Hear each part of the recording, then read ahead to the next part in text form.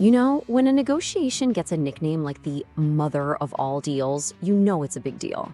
But the real story isn't about how big it is, it's about who's not at the party. For more than 15 years, Europe and India tried and failed to sign a trade deal. Think about that, a decade and a half of trying. The talks just collapsed. Any trust that was there, it broke. And priorities, they totally shifted. For almost 10 years, the whole thing was basically dead in the water. But now, they're back. And this time, it feels completely different. Which brings us to the big question. Why is the United States so quietly uncomfortable about all of this? Okay, so to really get why this deal is being reborn now, we've got to jump back and understand why it fell apart in the first place. So the whole thing kicked off way back in 2007. But by 2013, it was a total bust. It got hung up on all the usual stuff. Arguments over tariffs on things like cars and wine, fights about data protection, and who gets access to whose markets.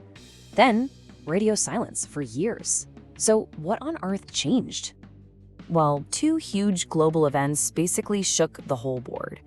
First, you have China's absolute dominance over global supply chains. That started making Europe really nervous about being too dependent. And second, the war in Ukraine was a massive wake-up call. It forced the EU to rethink who its economic partners are. And all of a sudden, India wasn't just another potential market. It became a strategic alternative. And that brings us to the sheer size of what's on the table. You know, that name, the mother of all deals, isn't just clever marketing. Let me show you just how big we're talking. Look, this is so much more than just cutting taxes on a few products. It's a massive, all-encompassing free trade agreement.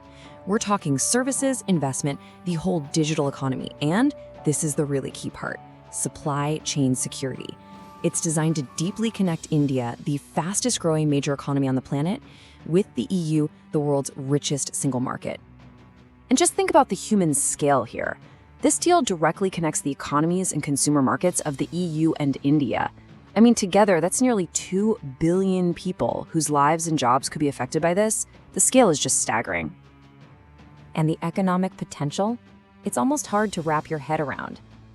This single deal could tap into nearly a quarter of all global GDP growth. Let that sink in for a second. If this gets done, it will be, without a doubt, the biggest trade deal in human history.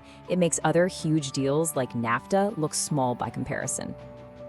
So, what's in it for each side? I mean, what do they actually get? This isn't a one-way street. It's a genuine strategic win-win. Both Europe and India stand to gain something they really need right now. Okay, for India, it's pretty clear. It's about exports and jobs. Lower tariffs mean their stuff, like textiles and pharmaceuticals, gets cheaper and more competitive in Europe. They also want their massive pool of talented IT professionals to have easier access to the EU market. But honestly, the real prize for India?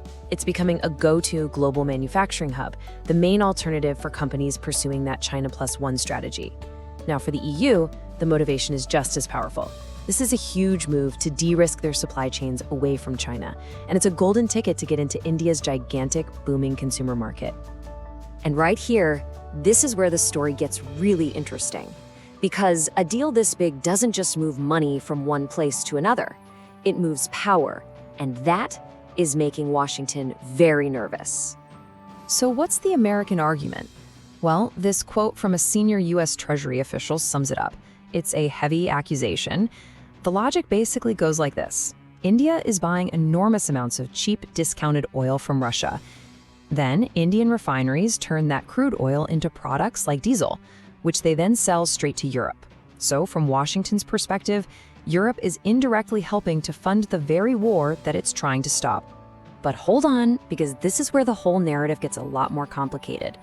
While the US is pointing a finger at this India-Europe arrangement, it's directly buying Russian uranium and nuclear fuel for its own power grid. And those purchases are exempt from sanctions. So you have to ask, who is really in a position to lecture whom here?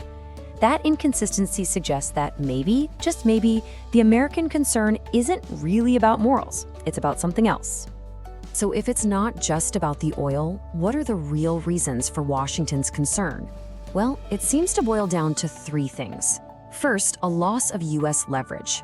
A tighter EU-India partnership makes India a much stronger player and a lot harder for the US to push around. Second, it's just basic trade competition. European companies will get a better deal in India's market, which puts American businesses at a clear disadvantage. And finally, maybe the most important reason of all, it reinforces India's strategic autonomy. See, the US wants India as an ally against China, sure, but it wants an ally that plays within an American-led system. This deal helps India forge its own path, making it more independent and a lot harder to control. When you step back and look at the big picture, what we're really seeing here is the birth of a new global order. The old rules are just breaking down. The old playbook of just picking a side, Team USA or Team China, that world is fading away. What we're seeing now are countries that are aggressively playing all sides to benefit their own national interests. And this EU-India deal, it's the perfect example. Europe is building its own strategy in Asia, and India is becoming a master at balancing every major power to get exactly what it wants. They aren't choosing sides anymore. They're choosing leverage. And that, right there, is the key takeaway. In this new multipolar world, what we're learning is that trade can be more powerful than ideology, and national interest will almost always win out over old alliances. This deal is the proof.